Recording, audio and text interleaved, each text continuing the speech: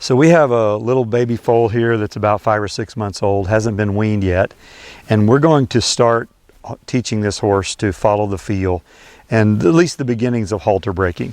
And Dana's had her hands on this little foal some and had a halter on him. But this is the first time she's ever put a lead rope on him and the first time we're going to try to get him to give to pressure. So Dana, go ahead and just take your rope and just put about 5 pounds of pressure there and just hold it. And right there, beautiful. So we got one step toward you, okay? And he's thinking about milk. Go ahead and do it again. Put a little more pressure on him. Oh, beautiful. Okay, nice. So we don't want to get in a fight with this little baby. Certainly don't want to get in a fight with him.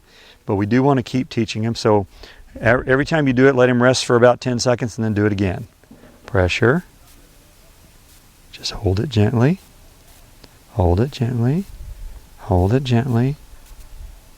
Just hold that pressure. Wait until you get till he takes a step. Just hold it. And okay, that's good. It was, yeah, it wasn't a full step, but he did give to the pressure. So we want to release that. So we want to teach this baby right now, pressure and release. And we just had a really horrible thing happen here at this stables. In fact, if my camera person will swing around, we just had a stallion just about 20 minutes ago who pulled back and flipped over and broke his neck. And that's such a horrible, sad thing. And that was an expensive horse too. Yeah. Not that that makes that much difference, but thank you. So, we were just getting ready to start this little session when that happened. And if we can teach this horse this now, pressure and release, then that will never happen to him. Unfortunately, that horse had never been taught how to properly give to pressure. So we're going to keep doing this. So just step over to the side, pressure and release. Good. Rub him right between his eyes. Good. Now do it. Switch sides and let you go to his right side. So we want to do it from both sides. Go ahead and pressure. Hold it and release. Good. So we want to release, and we might even get this little horse to lead out a little bit here in a second. Okay, good. Good. All right, just keep doing it. Pressure, pressure, and release. Good. Good, good, good. Now, if he walks off and hits the end of the rope, then just let him teach himself. Okay. If he walks away and gets to the end of that rope. Pressure. Good. He's figuring it out. All right. He's figuring it out pretty fast. He's a smart little guy. Okay. Do it again. Pressure. Yeah. And it's much wiser to do this at an angle, about a 45 to a 90 degree angle from his head. Because if you're doing it straight in front of him, he's much more likely to pull back. Okay. He's much more likely to get in a fight with you.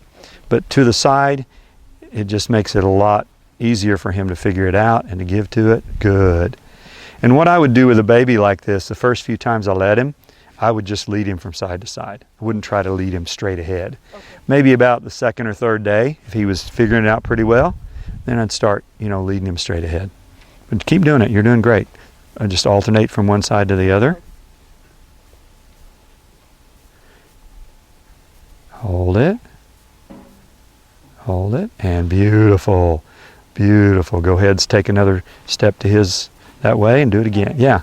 Doesn't really matter. But yeah. Look at that. I like that a lot. Okay. Rub him and do it again. Do it again. Okay. Now, if this little baby got stuck, which he hasn't, it wouldn't be terrible for me to walk up behind him and just, maybe shake the rope at him or something to move him out, to help him figure it out. But he hasn't needed any help. He's figuring it out on his own. Okay, stop kissing him and get back to work. Get back to work. Okay. That's what happens with women in the horse industry. They want to kiss the horse. Okay, good. Just keep doing it. Yeah, he's figuring it out pretty fast. That's really good. That's really good. There he took about 3 steps without any pressure. Good. Go the other way. So I'm really pleased with how he's figuring this out. So you don't want to drag these little colts around. We could. He's young enough, small enough. We could get a couple of these big stout guys and go dragging him around, but that wouldn't teach him to give to pressure. And that's what we're trying to teach him. When you feel that, just give to it and it will go away. Okay, hold it. Good. Had a little trouble with that. Go ahead, do it again. Good. Okay. Now something scared him there. But what I really liked about that was when he hit the end of that rope, he didn't fight it. Okay, good. So now she's being just a little more assertive. I like that. I think he can handle just a little more pressure. Asking just a little bit more of him. Keep doing it. Because he's figured it out. Excellent. So we've almost halter broke this baby in 10 minutes. I wouldn't do much more than that today because their attention span's pretty short, you know. So I would just say that's a good place to stop. And then tomorrow we'll come back, do the same session again, and he'll probably be leading out pretty easily by tomorrow or by the next day. And so, yeah, go ahead and take that off. So that's how you halter break a baby.